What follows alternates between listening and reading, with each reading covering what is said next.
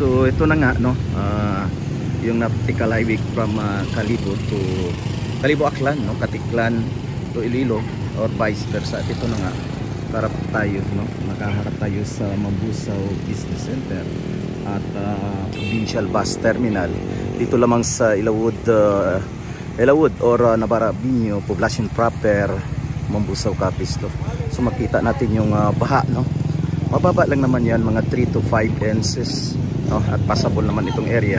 Yun nga lang, pagdating doon sa Barangay Tugas, Tumalalod, yun ang mga malalim na hindi basta-basta mapapasukan ng mga maliit na sasakyan, no? Lalong-lalo na ngayon dahil nga malalim na, so kahit malaking sasakyan o mataas hindi na talaga makadaan.